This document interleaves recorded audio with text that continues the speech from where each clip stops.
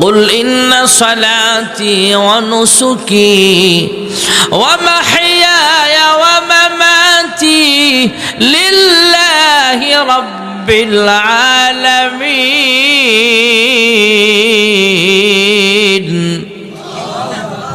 আমার জান, আমার মাল, আমার হায়াত, আমার মরণ সবকিছু আল্লাহর জন্য ওয়াকফ করে দিলাম। তোমরা ফেরেশতারা এত দূরে আইসা যদি রবকে বলো নাই, কেমনে বুঝলা আমি রাবিয়া এত কাছাকাছি আইসা বুঝি রবরে ভুইলা গেছি? সুবহানাল্লাহ। কোন আল্লাহর এক বান্দা কবরে গেছে, পরবর্তীতে আরেকজন স্বপ্নে দেখে আপনার সাথে কবরে ফেরেশতারা কেমন আচরণ করেছিল তিনি জানালেন।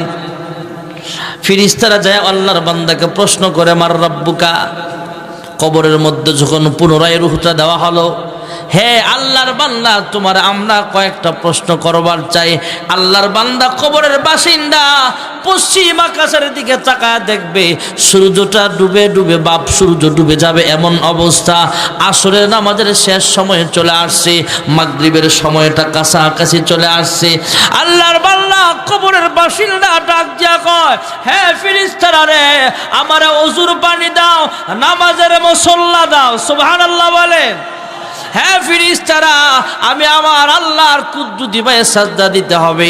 একটু পর যদি হয়ে যায় সূর্যটা ডুবে যাবে, মাগরিবটা সমাজের সময় হয়ে যাবে, আসরের নামাজটা কাজা হয়ে যাবে।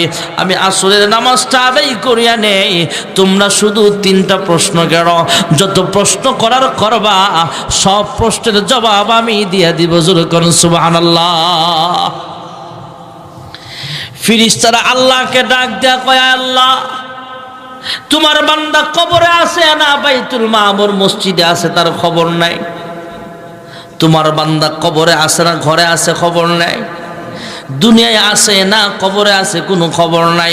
পশ্চিম আকাশের দিকে তাকায় বলে, আমারে ওযুর পানি দাও, আগে নামাজের মুসল্লা দাও। আল্লাহ ডাক দিয়া কয়, ফেরেশতারা রে, আমার যেই বান্দা বান্দি কবরের জগতে আইসা আমি আল্লাহর কুদরতি পায়ে সাজদা দেওয়া বলে নাই, তার আর ডিস্টার্ব করিও না। এই মুহূর্তে তার কবরটা তোমরা জান্নাতের বাগান বানায়া দাও। তাহলে নামাজ পড়লে লস না লাভ? 2 নম্বরের পুরস্কার হলো কবরের জগতে ফেরেশতারা যখন প্রশ্ন করবে, প্রশ্নের জবাবগুলো আল্লাহ তাআলা সহজ করিয়া দিবেন।